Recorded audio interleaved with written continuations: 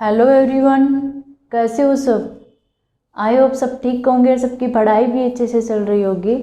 तो पटवार में 3 लेक्चर मैंने ले लिए थे।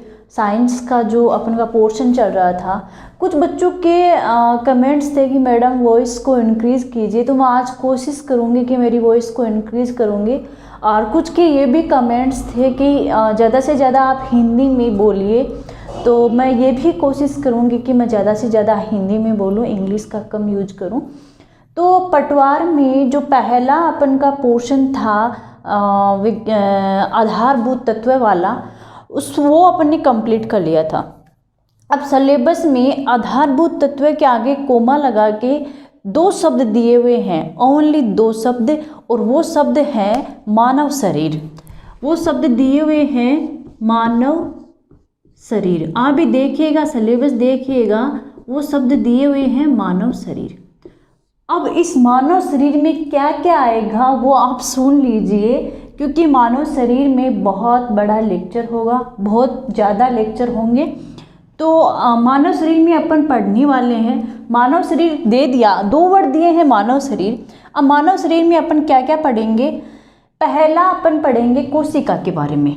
मानव शरीर में पहला अपन पढ़ेंगे कोशिका के बारे में, क्योंकि सबसे पहले यही आता है कोशिका।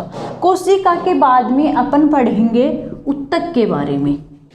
उत्तक के बारे में, ठीक है, उत्तक के बारे में अपन पढ़ेंगे। उत्तक के बाद में मानव शरीर में और क्या क्या आता है। उत्तक के बाद में अपन पढ़ेंगे तंत्र के बारे में, अंग तंत्र के बारे में, अंग तंत्र के बारे में। अंग तंत्र में कौन कौन से अंग तंत्र हैं। अंग तंत्र में मैं आपको बता देती हूँ। अपन पढ़ेंगे श्वसन तंत्र, श्वसन तंत्र, पाचन तंत्र, पाचन तंत्र, जनन तंत्र, उत्सर्जन तंत्र, परिसंचरण तंत्र,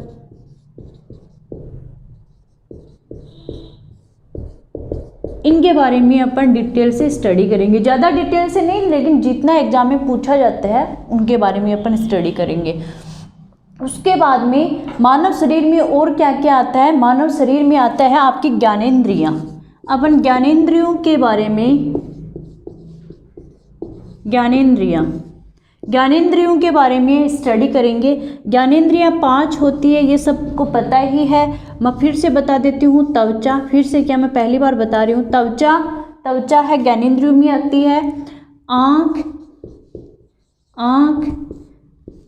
कान, नाक, आँख हो गई, कान हो गए, नाक हो गए, त्वचा हो गई और जीभ।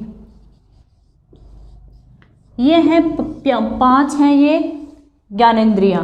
तो सिलेबस में इतना सा ही दे रखा है मानव शरीर, लेकिन अब इतने से में अपन को क्या क्या पढ़ना है। इतने से में मानव शरीर में अपन को पढ़ना है सबसे पहले कोशिका के बारे में। कोशिका के बाद में अपन पढ़ेंगे उत्तक के बारे में, क्योंकि मानव शरीर में ही आ गए।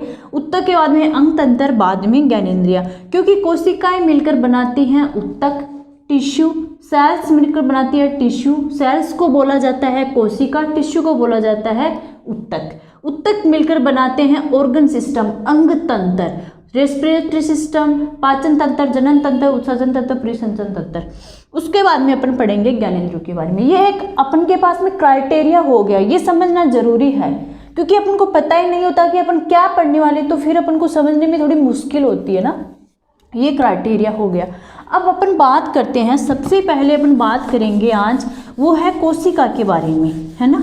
उसके बाद में कोशिका कंप्लीट होगा, फिर टिश्यू के बारे में, टिश्यू के बाद में ऑर्गन सिस्टम, फिर अपन ज्ञानेंद्रियों के बारे में, सेंसरी ऑर्गन के बारे में पढ़ेंगे। तो कोशिका के बारे में अपन सबसे पहले पढ़ते हैं।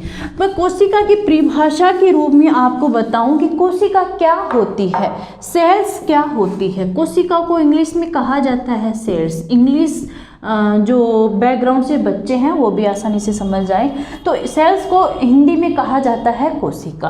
कोशिका किसे कहते हैं। कोशिका शरीर की संरचनात्मक संरचनात्मक एवं क्या है, एवं क्रियात्मक इकाई। आप इतना ही ध्यान रख लीजिए कि कोशिका शरीर की संरचनात्मक और क्रियात्मक इकाई है। अब बात करते हैं कि कोशिका की खोज किसने की थी। तो सबसे पहले कोशिका की खोज की थी एक साइंटिस्ट थे, रॉबर्ट हुक। रॉबर्ट हुक ने कोशिका की खोज की थी। कब की थी? 1665 में। हुआ ये था कि रॉबर्ट हुक थे, वो बड़े क्रिएटिविटी वाले इंसान थे, सृजनात्मकता थी उनमें। तो वो जो छाल है किसने देखा कोशिका को? कोरक की स्लाइस में पहले ये जो आज के ज़माने में सूक्ष्मदर्शी हैं, माइक्रोस्कोप हैं, वो तो पहले के ज़माने में थे नहीं। तो नॉर्मल सा एक लेंस था, उस लेंस की सहायता से क्या किया उन्होंने, जो कोर्क है, कोर्क क्या होता है, जो पेड़ की छाल है, पेड़ की छाल का एक भाग ही क्या कहलाता है? कोर्क कहलाता है। ओके, समझ में आ गया। कोर्क क्या होता है कि पेड़ है, पेड़ की जो बाहरी छाल है, सबने देखी होगी, उसका एक पार्ट, उसका एक भाग ही क्या है? कोर्क है। तो कोर्क की कुछ उन्होंने सेल्स ली, कुछ टुकड़ा लिया और उस लेंस की सहायता से जो पहले के ज़माने में लेंस हुआ करते थे जिनको सिंपल लेंस कहा जाता है, उस लेंस की सहायता से उन्होंने देखा कि कुछ कोशिका तो बाद में शब्द पड़ा, कोशिका तो नाम तो, लेकिन कुछ ऐसी चीज़ है, कुछ बक्सेनुमा चीज़ है, ऐसी बक्सेनुमा चीज़ है, जैसे कि ये है, इसमें ऐसे बक्सेनुमा कुछ स्ट्रक्चर प्रेजेंट है ऐसे, और ये एक दूसरे से ऐसे दीवार से सटे हुए हैं, इनके बीच में दीवार है और बॉक्स है ना, इनके बीच में दीवार है। तो इन बॉक्सों को ही कोशिका कहा गया, इन बॉक्सों को ही कोशिका कहा गया। ये थी रॉबर्ट हुक की डिस्कवरी। कब की? 1665 में। एक चीज में ध्यान रख लेना कि रॉबर्ट हुक ने जो खोज की थी, जो देखा था, वो देखा था मृत कोशिकाओं को। पूछ लिया जाता है कि जीवित कोशिकाओं को देखा या मृत कोशिकाओं को देखा, ऐसे ही क्वेश्चन बनते हैं। रॉबर्ट हुक ने जो सेल्स देखी थी, जो कोशिकाएं देखी थी, वो डेड थी, वो मृत थी, वो जीवित नहीं थी। कोर्क की स्लाइस लेके उन्होंने स्टडी की। उसके बाद में करीब 150 वर्षों बाद तक कोशिका के बारे में ज़्यादा जानकारी पता नहीं थी कि कोशिका क्या होती है। बाद में सूक्ष्मदर्शी का आविष्कार हुआ। सूक्ष्मदर्शी के आविष्कार के बाद में ही जीवित कोशिकाओं की डिस्कवरी हुई। जीवित कोशिकाओं की डिस्कवरी सूक्ष्मदर्शी के आविष्कार के बाद में ही हुई। करीब 150 वर्षों बाद तक तो बहुत कम जानकारी थी। उसके बाद में सूक्ष्मदर्शी का आविष्कार हुआ। आज इस टाइम में कोशिका के बारे में बहुत विस्तृत जानकारी प्राप्त है। बहुत मोटी मोटी बुक्स चलती हैं कोशिका के बारे में। एक सेल टॉपिक में भी करीब इतनी 12-13 वॉल्यूम चलते हैं कि आप कल्पना नहीं कर सकते। लेकिन अपन को उस लेवल पे नहीं जाना है। अपन को अपन का जो स्पेक्ट्रम है, जो क्राइटेरिया है, वो ध्यान में रखते हुए चलना है। पूरे सारे वॉल्यूम पढ़ने से कुछ नहीं होगा। जो मेन सिलेबस में दे रखा है और जितनी डिमांड है, पेपर एग्जाम की क्या डिमांड है, ये चीज़ ध्यान में रखनी है कि एग्जाम क्या मांग रहा है, वो आउटपुट हमें देना है, उसको ध्यान में रखना है। ये हो गए रॉबर्ट हुक के बारे में। उसके बाद में मैं बात करती हूँ कोशिका के बारे में। कोशिका क्या है, खोज हो गई। कोशिका संरचनात्मक क्रियात्मक इकाई मैंने आपको बताया था।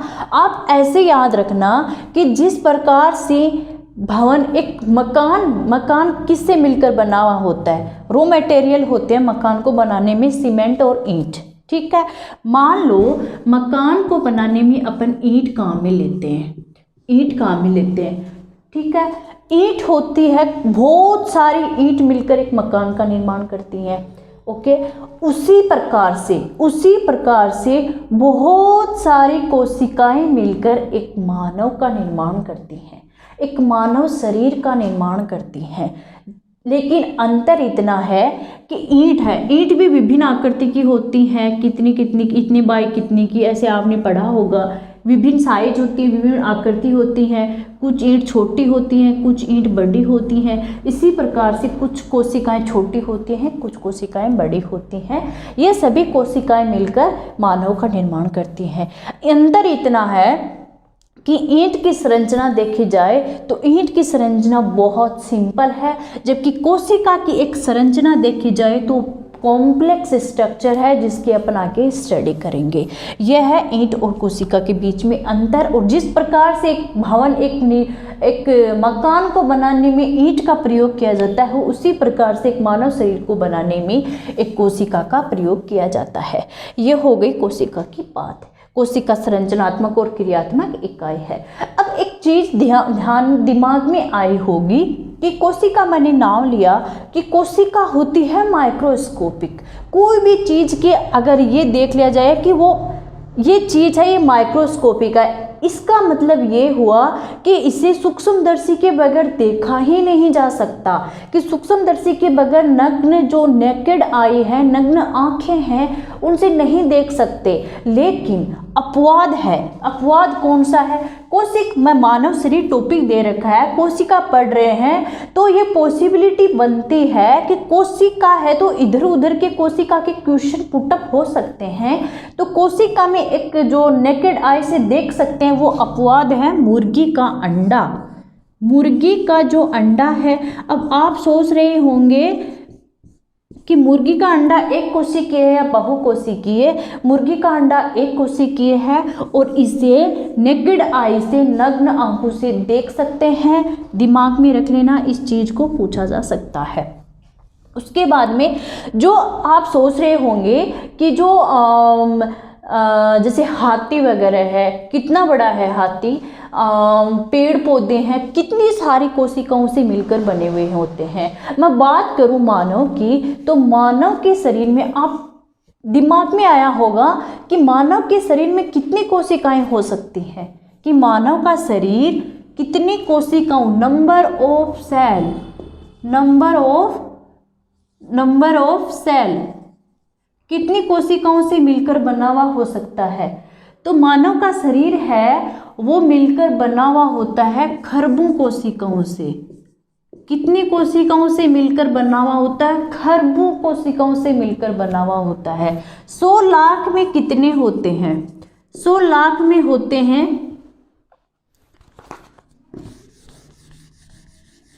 100 लाख में कितने होते हैं? 100 लाख में होते हैं 1 करोड़। 100 लाख में होते हैं 1 करोड़। 100 करोड़ में कितने होते हैं? 100 करोड़ में होते हैं 1 अरब। 1 अरब।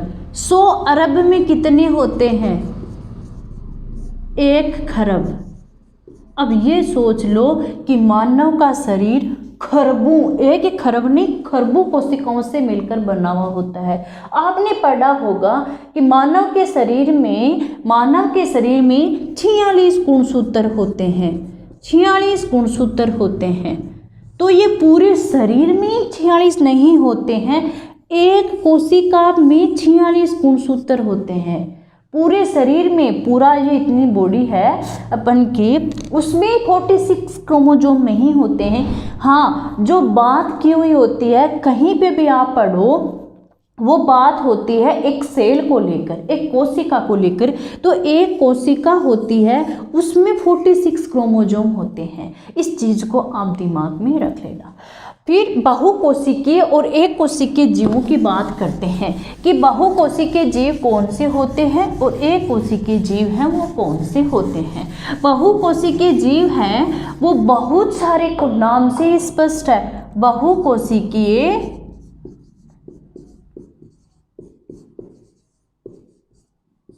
जीव और एक कोशिकीय जीव। एक कोशिकीय जीव, बहुकोशिकीय जीव नाम से स्पष्ट है, जो कि बहुत सारी कोशिकाओं से मिलकर बने हुए होते हैं, वो हैं बहुकोशिकीय जीव। एक कोशिकीय जीव जो कि केवल एक कोशिका से मिलकर बना हुआ होता है। अब आपके दिमाग में आ गए होंगे कि जो जीव बहुकोशिकीय जो जीव हैं उनका प्रारंभ भी केवल और केवल एक कोशिका से होता है। जैसे कि मानव का शरीर मैंने बताया था खरबों कोशिकाओं से मिलकर बना हुआ होता है, लेकिन मानव का शरीर है वो प्रारंभ में एक कोशिका से शुरू होता है और वो एक कोशिका गुणन करती है, एक कोशिका आगे से आगे बढ़ती है, मल्टीप्लाई करती है, गुणन करती है, प्रवर्धित होती है।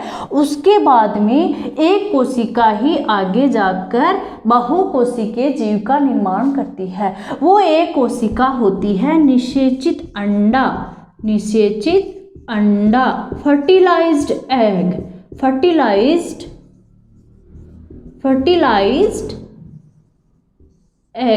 फर्टिलाइज्ड एग से शुरू होकर बहुकोशिकीय जीव का निर्माण होता है। एक कोशिकीय जीव कौन से होते हैं?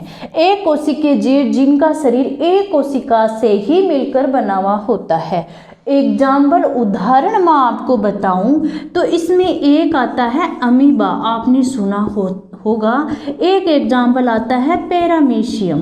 ये दो एग्जाम्पल आपको दिमाग में रखने हैं और एग्जाम्पल पर आप ध्यान मत दीजिएगा। दो इम्पोर्टेंट एग्जाम्पल है, पूछे जा सकते हैं। अमीबा और पैरामीशियम एक कोशिकीय जीव के उदाहरण हैं। एक कोशिकीय जीव की मैं बात करूं तो अमीबा, आपने सोचा होगा अमीबा की आकृति ऐसे अनियमित आकृति होती है। आगे बात करेंगे आकृति वगैरह इन सब के बारे में। तो अनियमित आकृति होती है अमीबा की। तो अमीबा जो एक कोशिकीय जीव है, एक ही कोशिका से मिलकर बना हुआ होता है, लेकिन जो एक कोशिका होती है वो सारे के सारे काम करती है। मेरे कहने का तात्पर्य यह है कि अमीबा भी पाचन करता है, अमीबा भी श्वसन करता है, अमीबा भी उत्सर्जन करता है, अमीबा भी चलता है, अमीबा भी फिरता है, अमीबा भी सारे काम करता है और वो सारे के सारे एक कोशिका के द्वारा निरूपित होते हैं। ये बात थी एक कोशिकीय और बहुकोशिकीय जीवों के उदाहरण के बारे में। और कोशिकाएं मिलकर उत्तक का निर्माण करती हैं, उत्तक मिलकर अंगतंत्र का निर्माण करती हैं। ये था आज का अपन का टॉपिक। कल अपन आगे और डिटेल स्टडी करेंगे कि कोशिकाओं की आकृति क्या है, कौन कौन से जीव में कितने नंबर ऑफ सेल वगैरह ये होते हैं, छोटे जीवों में भी। और कोशिका की संरचना के बारे में पढ़ेंगे कि कोशिका है वो पादपों में कैसी होती है, और मेनली ह्यूमन की बात करें तो ह्यूमन में किस टाइप की सेल होती है, उन सब के बारे में पढ़ेंगे। कोशिका में क्या क्या मटेरियल होता है, केंद्र क्या होता है, जितने भी अंग पाए जाते हैं वो अंग क्या होते हैं, इन सब के बारे में अपन स्टडी करेंगे। तो चलिए पढ़ते रहिए, मेहनत करते रहिए। All the best.